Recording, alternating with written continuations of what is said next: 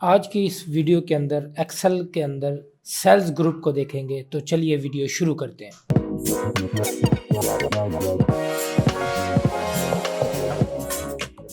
Next हमारे पास जो group है वो सेल्स का ग्रुप है। अब सेल्स के ग्रुप को समझने के लिए हमारे पास वही असाइनमेंट मौजूद है जो आपके सामने है। तो इसमें क्या है कि सबसे पहले इंसर्ट के अंदर देखते हैं कि इंसर्ट सेल्स है, इंसर्ट शीट रो है, इंसर्ट कॉलम है, इंसर्ट शीट है। अगर आप पूरी शीट ही इंसर्ट करना चाहते हैं तो आप इस ऑप्शन को यूज करेंगे। अब हमारे पास क्या है, नेक्स्ट जो है हमारे पास इंसर्ट शीट रो की अगर बात करते हैं, फॉर एग्जांपल हमारे पास ये कुछ सब्जेक्ट्स लिखे हुए हैं स्टूडेंट्स के। अब एक सब्जेक्ट हम एंटर करना भूल गए, हमसे मिस हो गया। इस कॉलम के अंदर इतनी जगह पर हमने एक सब्जेक्ट और लिखना था, उसकी हेडिंग भी आनी थी और उसके नंबर्स भी आने थे, हम वो भूल गए। अब हमारे पास जगह ही नहीं है तो हम कैसे ऐड करेंगे? तो हम इस कॉलम के जितने भी सेल्स हैं उन तमाम सेल्स को हम सेलेक्ट करेंगे।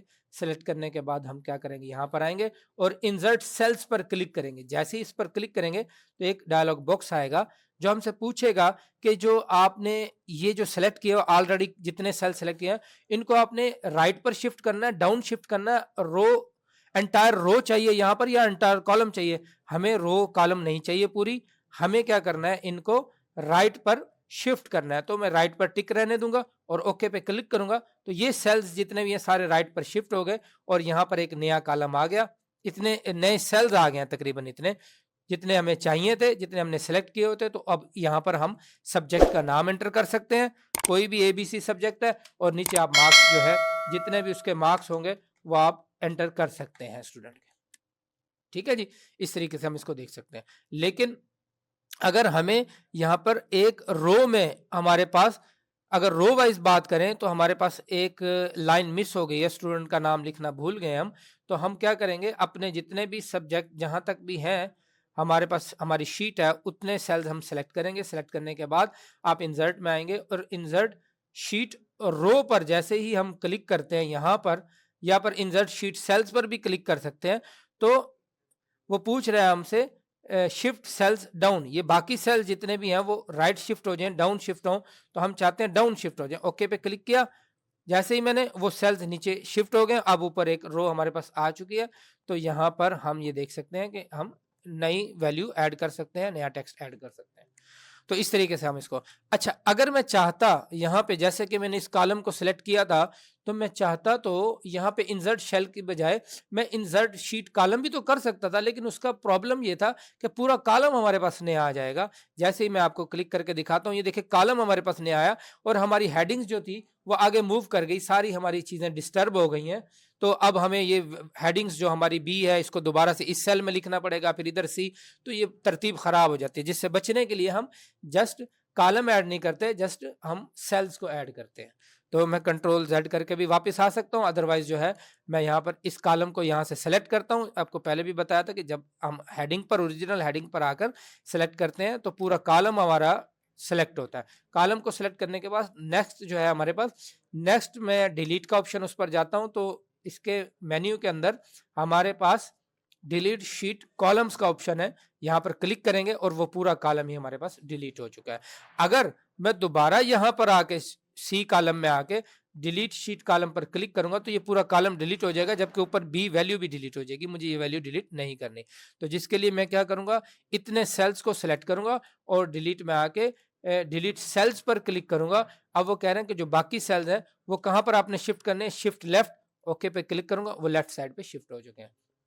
इस तरीके से आप इन ऑप्शंस को यूज कर सकते हैं। नेक्स्ट जो है हमारे पास फॉर्मेट के ऑप्शन है। फॉर्मेट के ऑप्शन को समझने के लिए हम यहाँ पर आते हैं, सेल साइज है, इसके अंदर देख सकते हैं कि रो हाइट है, ऑटो फिट रो हाइट है। इन चीज़ों को हम वन बाय वन समझते हैं, ये बहुत इंपॉर्टेंट है।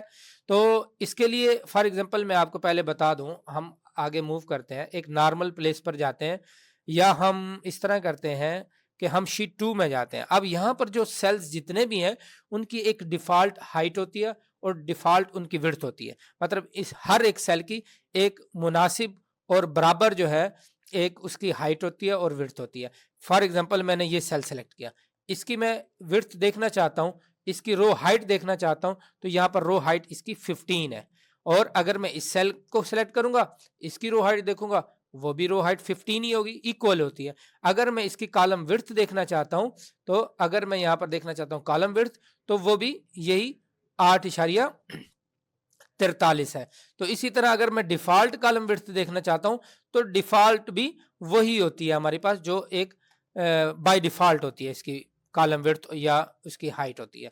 अच्छा, अब क्या है कि हमारे पास अगर इस सेल की बात करें, तो इस सेल की अगर मैं रो हाइट देखना चाहता हूं, तो आप देख सकते हैं, तो इसकी हाइट 72.75 है, जो कि ज्यादा है काफी नॉर्मल हाइट से। और अगर मैं यहां से कॉलम विड्थ देखता हूं इसकी, तो कॉलम विड्थ भी ज्यादा है नॉर्मल विड्थ से। तो इस तरीके से हम किसी भी अपने सेल की कॉलम विड्थ और कॉलम हाइट कितनी है, वो यहां से सेल की विड्थ और हाइट यहां से मालूम कर सकते हैं। मैंने इस सेल को सिलेक्ट किया, और अगर मैं इसकी रो हाइट देखना चाहता हूं, यहां पर हमें पता चल जाएगी। और इसी की कॉलम विड्थ देखना चाहता हूं, तो कॉलम विड्थ के ऑप्शन में आके यहां से इसकी कॉलम विड्थ भी आप चेक कर सकते हैं। लेकिन अभी के लिए ये कॉलम विड्थ थोड़ी सी ज्यादा है हमारी नॉर्मल विड्थ से। मैंने आपको मैनुअल तरीका भी बताया था कि आप ऊपर हेडिंग में जाते हैं, और जहां पर वो हमारे पास कॉलम खत्म होता है, वहां पर जाने के बाद जैसे ही कर्सर का साइन चेंज होता है, आप कॉलम को मैनुअली ड्रैग करके उसका साइज कम ज्यादा भी कर सकते हैं। यहां से इस तरीके से मैनुअली कम ज्यादा कर सकते हैं। लेकिन अभी के लिए क्या है हमारे पास, कि अगर हम खुद से नहीं करना चाहते, मैं इन ऑप्शंस को फिलहाल यहां से क्लियर ऑल में जाके क्लियर कर देता हूं, कंट्रोल Z कर रहा हूं अभी मैं। तो अगर अभी हम नहीं करना चाहते, मैनुअली नहीं करना चाहते इनको जस्ट, तो हमारे पास यहाँ पर ऑप्शंस होती हैं। हम इन पूरे सेल्स को, इस पूरी शीट को जहां तक हमारे पास है ये लिखा हुआ, उसको सिलेक्ट करेंगे। सिलेक्ट करने के बाद हम यहां पर आएंगे, फॉर्मेट में आने के बाद ऑटो फिट रो हाइट पर जैसे ही क्लिक करेंगे, ऑटोमेटिक रो की जो हाइट है वो बराबर कर देगा हमारे पास। उसके बाद हम यहां पर आने के बाद ऑटो फिट कॉलम विड्थ पर क्लिक करेंगे, तो नॉर्मल कॉलम विड्थ जो है हमारे पास ऑटोमेटिक नॉर्मल हो जाएगी। तो इन ऑप्शंस को हम इस तरीके से यूज कर सकते हैं। अभी के लिए मैं इस रो को सिलेक्ट करता हूं। सिलेक्ट करने के बाद यहाँ पर डिलीट सेल्स पे क्लिक करता हूं, और यहाँ पे शिफ्ट सेल्स अप पे क्लिक करके मैं इनको ऊपर ले गया। अब ये हमारे पास एडजस्ट हो चुका है।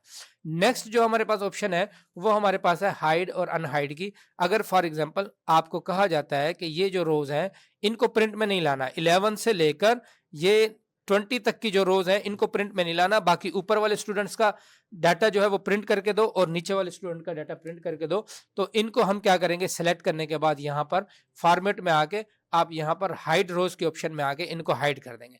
वो रोज हमारे पास हाइड हो चुकी है, बाकी जो डाटा बचा है इसको आप प्रिंट कर लेंगे। प्रिंट करने के बाद दोबारा आप यहाँ पर आएंगे और विजिबिलिटी में आएंगे, और अनहाइड रोज पर क्लिक करेंगे, दोबारा से वो हमारी रोज अनहाइड हो जाएंगी। इसी तरह हम कॉलम्स को भी सिलेक्ट करके हाइड और अनहाइड कर सकते हैं, जो कॉलम हम प्रिंट में नहीं लाना चाहते। अगर नेक्स्ट ऑप्शन की तरफ चलते हैं हमारे पास, तो वो रीनेम शीट की ऑप्शन होती है, कि हमारे पास ये देख सकते हैं शीट 1 बाय डिफॉल्ट लिखा हुआ है। अगर हम यहाँ पर रीनेम करते हैं, तो यहाँ पर जो है हम अपनी मर्जी से भी ABC शीट का नाम लिख सकते हैं, एंटर का बटन भी प्रेस कर सकते हैं, यहाँ नाम लिखा हुआ आ गया। अगर हम चाहते हैं कि हम इसको मूव कर दें, और इसको मूव कर दें एंड तक, एंड पर चली जाए हमारी शीट, तो यहाँ से मूव होके हमारी शीट जो है वो एंड पर आ जाएगी, बाकी शीट्स पहले आ गई हैं। इसी तरह हम अपनी शीट को मैनुअली भी सिलेक्ट करके अपनी पोजीशन पर ला सकते हैं। और उसके अलावा हमारे पास यहाँ पर टैब कलर होता है, जो हमारी शीट का कलर है, शीट टैब का कलर भी हम यहाँ से चेंज कर सकते हैं। नेक्स्ट अगर ऑप्शन की तरफ चले, तो बहुत इंपॉर्टेंट है प्रोटेक्ट शीट है। अगर फॉर एग्जांपल आपको कहीं आपके जो सुपीरियर हैं वो आपको बुलाते हैं, आपने ये रिजल्ट बना दिया, अभी प्रिंट करके आपने सबमिट कराना है, तो वो आपको किसी काम के लिए बुलाते हैं, या किसी काम के लिए आप थोड़ी देर के लिए कंप्यूटर से उठकर कहीं और जाते हैं, तो बाद में कोई आकर आपकी वैल्यूज जितनी भी लिखी हैं, आपका जो रिजल्ट बना हो, इसमें कोई चेंजेस ना कर दें। तो उससे बचने के लिए आप क्या करते हैं, यहाँ पर प्रोटेक्ट शीट पर के ऑप्शन पर जाएंगे, ताकि आप इस शीट को प्रोटेक्ट कर सकें। मिसाल के तौर पर मैंने इतना पोर्शन सेलेक्ट किया, और सेलेक्ट करने के बाद मैं यहाँ पर प्रोटेक्ट शीट में आया, और यहाँ पर आप पासवर्ड लिखेंगे, लेकिन उससे पहले आप बताएंगे कि फॉर्मेटिंग भी कोई ना कर सके, फॉर्मेट कॉलम में भी फॉर्मेटिंग ना हो सके, रोज में भी कोई इंसर्ट भी ना कर सके, रो भी कॉलम भी हाइपर लिंक भी ना कर सके, कोई कॉलम डिलीट भी ना कर सके, रो को भी डिलीट ना कर सके। ये तमाम ऑप्शन जिन पर टिक कर रहे हैं हम, तो ये तमाम ऑप्शंस जो है ना अप्लाई नहीं हो पाएंगी, ये पासवर्ड के साथ अप्लाई होंगी। मैं यहाँ पर पासवर्ड लिखता हूँ 12, ओके पर क्लिक कर दिया। वो कह रहा है री इंटर करें पासवर्ड 12, मैंने लिख दिया, ओके पे क्लिक कर दिया।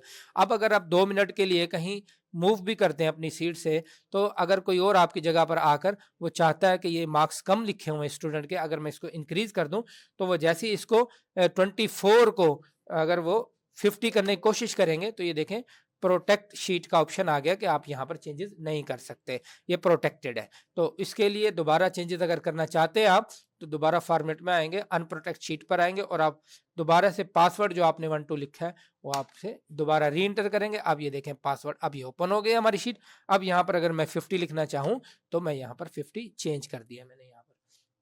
इस तरीके से आप इन ऑप्शंस को यूज कर सकते हैं। उसके अलावा हमारे पास जो है फॉर्मेट सेल्स की ऑप्शन होती हैं।